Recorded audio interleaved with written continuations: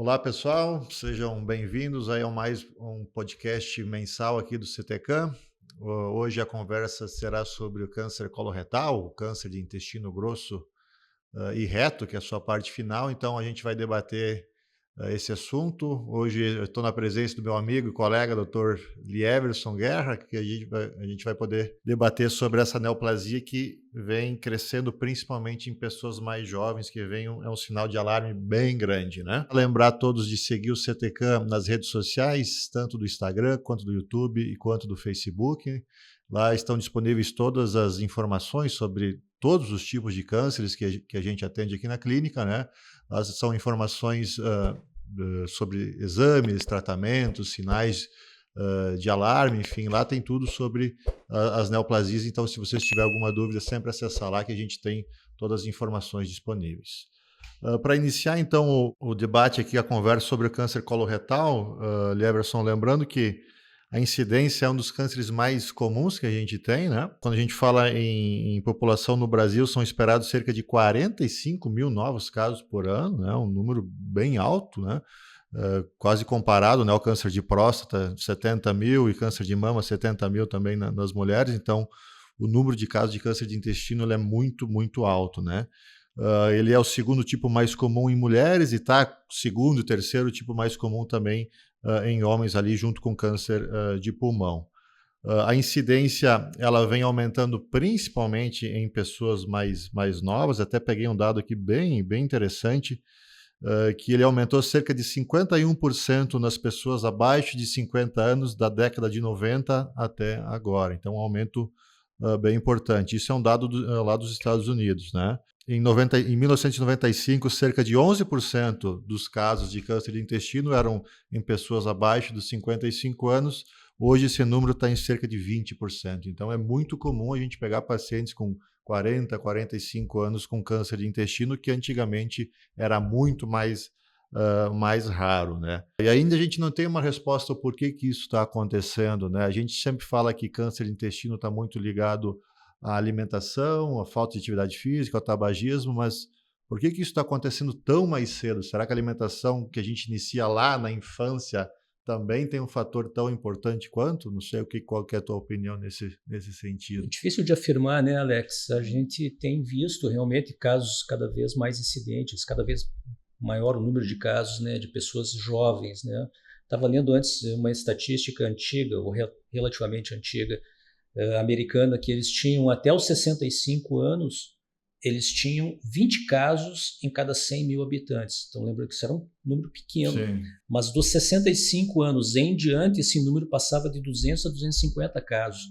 Então, eu não sei se fizerem hoje uma nova avaliação, se nós teremos os mesmos dados, então, pelo que a gente tem visto na prática, né? O que a gente tem visto também, né, Alex? Eu acho que a percepção de que a nossa dieta ela tem mudado nas últimas décadas, né, literalmente, assim, no dia a dia, de coisas muito mais industrializadas que nós não tínhamos, né? E que hoje, basicamente, faz parte do dia a dia da maioria das pessoas. Então, acredito que essa ocidentalização que houve na dieta, enfim, ela acabou tendo realmente acaba tendo um impacto muito grande. Se a gente for pensar em outros fatores, além, né, do estilo de vida e da dieta, o que estaria tão implicado? O que seria tão forte, né, nessa incidência? É claro que quando tu fala em dieta, tu extrapola para outras coisas, obviamente, que aí tu tem obesidade, que está altamente ligada, né? Aí tu tem sedentarismo, que está altamente ligado, e aí tu tem o diabetes, que é menosprezado, mas o diabetes é um fator de risco muito, muito grande, Sim, né? sim. Que está tudo dentro desse pacote, que chama-se dieta ou estilo de vida, né? Eu vi até um pesquisador, que não me recordo o nome dele, fica relatando que a ideia dele, nos alimentos industrializados, a gente teria que combater como se fosse um tabagismo, um etilismo, enfim, né? Tentar ter informações do tão prejudicial quanto um cigarro, quanto comer uma alimentação mais industrializada, né? Então, de tão importante que isso é, né? E, infelizmente, a gente não tem essa noção do malefício comparado ao tabagismo, né? A gente não tem essa mesma percepção, mas hoje já se sabe que o risco dessas alimentações, não só para o câncer de intestino, como vários outros tipos de doenças, enfim, ele é muito, muito importante, né? Também acho que lembrar das mutações, né? De hoje a gente, na nossa região sul, tem muitos casos de síndromes hereditárias também, que estão ligados aos casos de câncer de intestino, né? E também, acho que a principal seria a síndrome de Lynch, a Li-Fraumeni, enfim, que também podem ser causadores de câncer de intestino. Então, e também a gente está diagnosticando cada vez mais cedo, né? O que isso é bom, né? Isso é bom. A gente tem a incidência ela caindo em populações mais idosas, né? Muito provavelmente às custas da colonoscopia, e aumentando então em pessoas mais jovens, o que geralmente é diferente, né, dos outros tipos de tumores, né?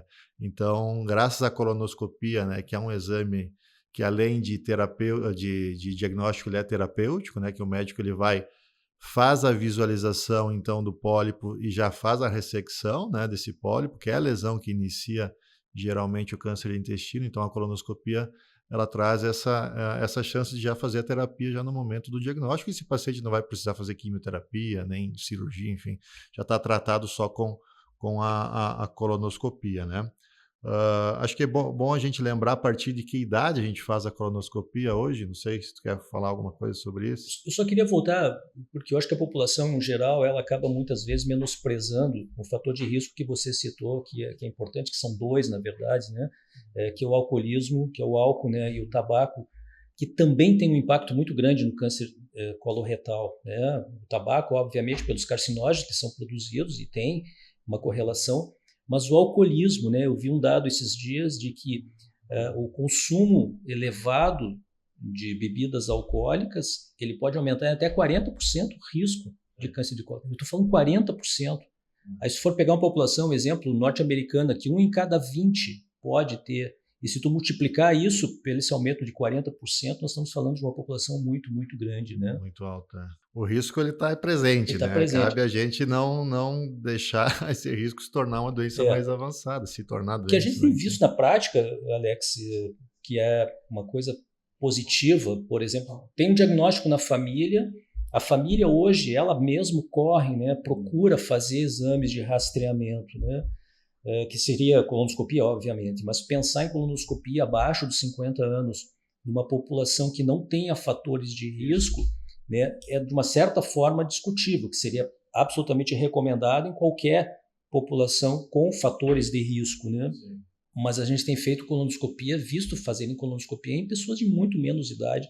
Ontem eu atendi um paciente com câncer de cólon que a filha foi fazer com 27 anos. Normal, óbvio, mas assim, que bom que as pessoas estão, né, procurando fazer uma profilaxia, uma prevenção, né, um rastreamento, desculpe, em relação a isso. É um exame muito pouco falado, acho, a colonoscopia, né?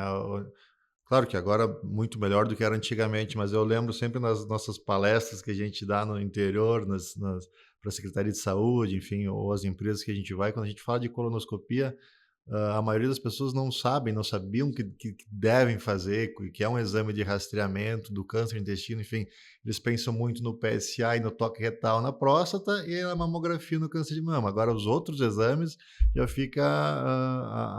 as informações já ficam muito reduzidas, né? A maioria das pessoas não tem a noção de quão importante é o exame, né?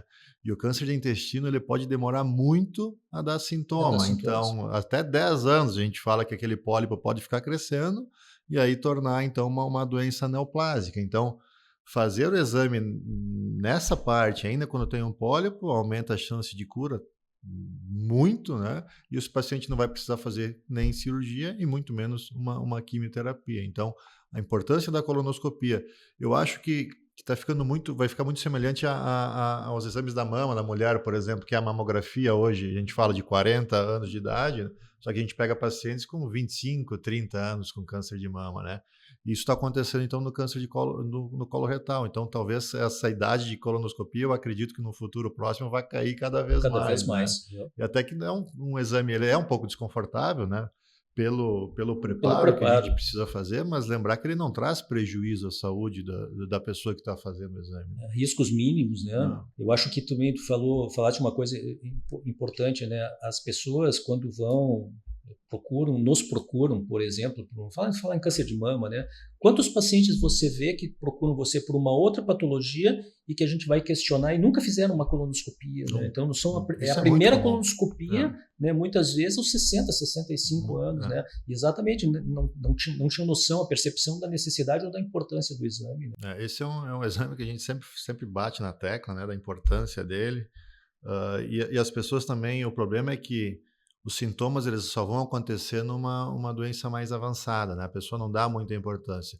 Geralmente, o sintoma que eles mais sentem o alarme e vão fazer o exame é o sangue nas fezes, né? Mas lembrar que isso nem sempre acontece, e quando acontece, geralmente é uma doença muito mais avançada, né? Então, não é isso que a gente quer, né? Nessas conversas que a gente está tendo aqui, é tentar orientar essa pessoa a procurar e fazer o exame de rastreamento, não de sintomas, né? Não, é que aí a situação ela geralmente fica mais complicada, né? Então, lembrar os principais sintomas que a gente tem é o sangramento nas fezes.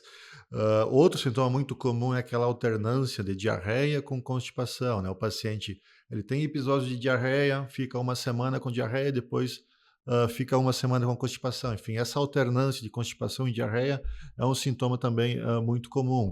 Cólicas, dor abdominal, enfim, estufamento abdominal também pós a alimentação, são sintomas também muito mais relacionados então ao câncer de intestino, mas lembrar que geralmente vai ser numa situação mais avançada, porque aquele pólipo, aquele tumor, ele está aumentando e está comprimindo o intestino e causando esses sintomas. Né? Numa situação mais avançada ainda, o emagrecimento, né, que é um sintoma que as pessoas também pensam que é muito comum e não é sempre que acontece, enfim, só vai acontecer já quando é uma situação muito mais avançada. Então, fazer o exame no rastreamento é o que a gente quer. Hoje a indicação é a partir dos 45 anos de idade. Eu acredito que no futuro próximo talvez essa indicação ela caia. E se você tem casos de câncer na família, de intestino na família, vai depender um pouco até da idade daquele familiar teve, você tem que fazer talvez até mais precoce do que os 45 anos de idade a colonoscopia. Não sei de sintomas se eu... Sabe que eu tenho tido a felicidade de perceber ultimamente alguns pacientes que fizeram diagnóstico, que foi um método indireto, mas eles fizeram diagnóstico porque eles foram na UBS ou, enfim, pelo seu clínico, por algum sintoma muito inespecífico, e no rastreamento na investigação desse paciente se viu anemia. E na anemia, o médico persistiu na investigação e acabou elucidando e fazendo diagnóstico de uma neoplasia de cólon, muitas vezes um paciente curável, completamente curável ainda. Né? Sim. Então, anemia, sintomas de anemia também eu acho que são importantes, né? Cansaço, fraqueza, palidez, né? Muitas vezes, por exemplo, cólon direito, né, que começa a ter muito menos sintomas e muito mais a perda de sangue obscura. E aí também, né, o papel, muitas vezes, no rastreamento populacional, né, com pesquisa de sangue oculto, né? É um exame que, infelizmente, acabou sendo menosprezado e tem uma perspectiva muito boa até. Claro, não substitui de forma alguma a colonoscopia, mas é um exame que dá um estalo, né, populacional, assim, ele pode, tem evidências boas, assim, de... até porque a gente, vamos dizer, se toda a população que tem idade e se encaixa para fazer o exame fizesse o exame, ia faltar colonoscópicos para fazer, né, os exames. Então, o sangue oculto nas fezes, acho que é uma maneira, pensando no hábito de saúde pública, para tentar dar uma filtrada em quem deve fazer mais precocemente, talvez, esse exame de colonoscopia. Né? Então, é um exame que nos ajuda muito, claro que ele não é definidor de doença, mas é um exame que nos ajuda, esse paciente precisa fazer, né? Enfim, porque não é só visual que você vê o sangue, então o sangue oculto é um exame muito interessante que nos ajuda também bastante. Então, lembrar também que no diagnóstico do câncer de intestino a gente precisa ter o material do anátomo patológico, né? Não é só pela imagem, não é só olhando a colonoscopia que a gente vai dar um diagnóstico de câncer de intestino. Então o médico ele faz a retirada quando tiver um tumor e pensar em câncer, ele faz a retirada de um pedaço do material do tumor, envia para a patologia e aí a gente tem a confirmação ou não então da neoplasia de intestino.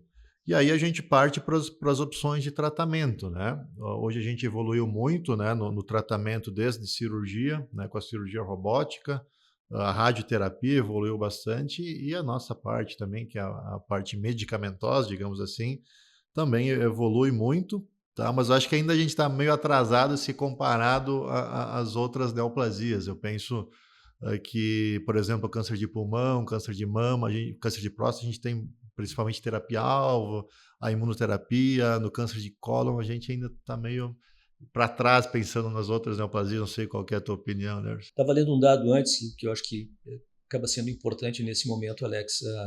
O quanto a gente melhorou, né? Quanto que a ciência melhorou de oferecer sobrevida aos pacientes com diagnóstico, né? E claro que isso engloba todo esse arsenal, né? Desde o diagnóstico ao cirurgião. Mas os pacientes na década de 70, com diagnóstico de câncer de cólon, em 5 anos, na média, tinha 50% vivos. E basicamente isso chegou a aumentar 10% em cada década, né? Então chegando hoje a 70%, acima de 70% dos pacientes. Isso é mérito, obviamente, do que tu falaste, né? A cirurgia tem uma abordagem muito melhor do que tinha, da quimioterapia adjuvante, enfim, todo o tratamento o arsenal que a gente expõe. Mas eu concordo, eu acho que a gente está ainda na expectativa de que novas tecnologias possam surgir, né? Novos tratamentos, novas formas, né? As metástases, né? Os pacientes cirúrgicos hoje, né? Pacientes com múltiplas metástases no fígado do câncer estão aí, né? Com uma sobrevida enorme e assintomáticos, né? Isso é uma coisa importante que a gente tem que salientar mesmo. O paciente, mesmo com uma doença avançada, estadio 4, que é aquele paciente metastático, né? Que o tumor começou no intestino, foi para o fígado, foi para o pulmão, enfim.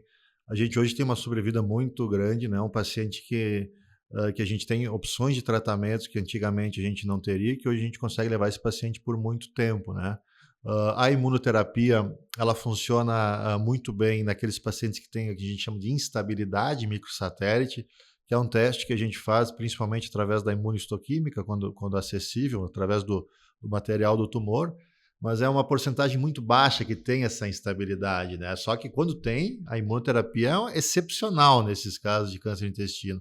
Eu até hoje não tenho um paciente com essa instabilidade tratado com imunoterapia nesse cenário, mas os estudos mostram uma resposta absurda se comparado à quimioterapia, né? Mas acho que é menos de 5 a 6% dos pacientes tem essa instabilidade. Mas hoje é mandatório a gente testar, né, todos os pacientes com câncer de intestino para essa possibilidade. E lembrar que quando a gente tem a instabilidade, a chance de ter alguma mutação, alguma síndrome, ela é muito maior do que aquele paciente que não tem essa instabilidade. Acho que a terapia anti-HER2 também é uma terapia que vem evoluindo bastante, então nesse cenário de câncer de intestino. Terapia-alvo também, acho que principalmente para BRAF, né, que a gente testa também é uma porcentagem baixa, principalmente cólon direito, tem uma porcentagem um pouco maior. De fazer então a terapia-alvo, né, que é quando a gente evidencia uma mutação e vai tratar aquela mutação. Então é um tratamento diferente do que é a quimioterapia. E a quimioterapia que a gente utiliza há tanto tempo e funciona tão bem, né? Enfim, não sei se tem mais alguma coisa para falar sobre tratamento. Na verdade tem muita coisa, né? Se a gente vai falar sobre tratamento aqui, a gente fica um tempão, né? Mas é muita coisa, a evolução é grande. Só que ainda a gente tem que estar muito preso ao tempo do diagnóstico, né? Eu acho que esse é um ponto essencial, né, Alex? Que é uma coisa acessível, né? É um passo acessível à população, enfim. E não só quando tem sintomas, né, mas no rastreamento. Eu acho que a gente está com uma patologia, né, que é absolutamente passível de prevenção, né? E de cura em absolutamente um grande número de casos e principalmente com diagnóstico precoce. Acho que uma coisa importante para a gente salientar também, eu encontro, não sei, na tua prática, na minha prática clínica, eu vejo muitos pacientes solicitando os marcadores tumorais, né, como rastreamento. Muito médico pede isso, né, enfim, acho que a gente tem que ter um grande cuidado, né, não é a rotina e não é o que é recomendado esses marcadores tumorais em pacientes que não têm nenhuma suspeita de nada, de câncer, né, enfim. Então, a gente tem que pedir, principalmente câncer de intestino, que é o CEA, né? Só solicitar ele quando tem uma suspeita forte ou quando tem um diagnóstico de câncer de intestino, porque ele vai nos dar um parâmetro de resposta ao tratamento, geralmente, né? Quando ele é marcador, e nem sempre ele vai ser marcador, né? Mas quando ele é marcador, ele nos ajuda nisso. Agora, você fazer um marcador para daí fazer um exame de imagem ou a colonoscopia, não é o indicado. Isso a gente acaba pegando bastante no consultório. Eu acho que muito, Alex. Eu acho que durante a consulta é um tempo precioso. Infelizmente, às vezes a gente perde para dar uma explicação para o paciente compreender que aquilo não tem uma necessidade real, né? Que não tem um benefício real. Porque muitas vezes eu sei esses pacientes que fizeram um CE anormal e estão rastreando um câncer depois e que absolutamente não tem nenhum significado. Ele pode aumentar até por tabagismo, enfim, por várias outras alterações que não câncer. Que não câncer. Então isso. E é muito comum isso pegar no consultório, esses pacientes que vêm com todos os marcadores, enfim, o CA199, CA125, enfim, e não é isso que a gente quer, é fazer os exames de rastreamento, que é o que a gente mais indica. Né? Fazer um resumo aqui sobre câncer de intestino fazer colonoscopia hoje, tanto homem quanto mulher, a partir dos 45 anos de idade. Se você tem casos na família, avaliar a idade desse familiar que teve o diagnóstico para saber quando você tem que fazer a colonoscopia. Então, a colonoscopia é um exame, além de diagnóstico, ele é um exame terapêutico. Ele já consegue fazer a abordagem cirúrgica, a retirada dessa lesão durante o procedimento. E esse paciente, talvez, se pegar numa lesão polipoide, não vai precisar fazer mais nenhum tratamento adicional. Quando é um tumor mais avançado durante a colonoscopia, o médico retira um pedaço desse tumor, envia para a patologia e aí a gente vai ter a confirmação ou não, então, do câncer coloretal. Aí depois, dando a confirmação nesse paciente, a gente vai para os exames de imagem. Hoje a gente tem a tomografia, em alguns casos o PET-CT, que a gente chama de tomografia do corpo inteiro, né, que usa um contraste diferente com glicose, enfim, que também nos ajuda a fazer o estadiamento ou até a resposta ao tratamento desse paciente numa doença mais avançada. Então, é um exame que nos ajuda bastante também. Lembrar da biópsia líquida também, que é um exame novo que acho que a gente vai utilizar cada vez mais, tanto no diagnóstico quanto na abordagem terapêutica desses pacientes. Então, que é um exame através do sangue que a gente pesquisa DNA tumoral circulante na corrente sanguínea, enfim, é um exame que vai nos ajudar bastante. E fazendo o diagnóstico e estadiamento da neoplasia, a gente vai ou para cirurgia, ou para quimioterapia, radioterapia, enfim. Aí vai depender do estadiamento desse paciente para a gente saber qual a abordagem que a gente vai ter, então, durante o tratamento desse paciente. Lembrar que os sinais e sintomas do câncer de intestino que a gente comentou aqui, que é o sangramento das fezes, diarreia ou constipação, alternando, dor abdominal, emagrecimento, paciente que tem anemia no exame de sangue, isso só vai acontecer quando já é uma situação mais avançada. Então, o exame de rastreamento da colonoscopia é justamente para não deixar chegar nesse ponto, que daí geralmente é uma doença mais avançada. Quando o câncer começa a dar sintoma, geralmente vai ser uma doença mais avançada e a possibilidade de cura desse paciente diminui drasticamente. Então, fazer os exames mais iniciais possíveis de rastreamento é o que a gente sempre indica. Lembrar que hoje a gente tem vários tipos de câncer de cólon, né, com mutações, enfim, a gente analisa isso através do material tumoral, através do sangue. Então, cada paciente vai ter um tratamento diferente. Então, não é porque o vizinho teve um tipo de câncer de intestino que o outro vizinho vai ter o mesmo e o tratamento vai ser igual. Não é assim. Cada paciente é um paciente, a gente individualiza cada vez mais os pacientes para fazer a abordagem mais dirigida e com uma eficácia melhor. Então, a gente evoluiu muito, tanto na cirurgia, quanto nos tratamentos medicamentosos, quanto na radioterapia, mas ainda a gente precisa fazer o diagnóstico mais precoce. Isso é igual ao aumento de cura desses pacientes.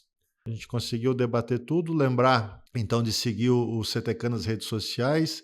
No próximo mês a gente vem com um novo podcast, com um novo tema, e a gente está disponível sempre que precisar aí nas redes sociais também. Um grande abraço. Um abraço. Obrigado.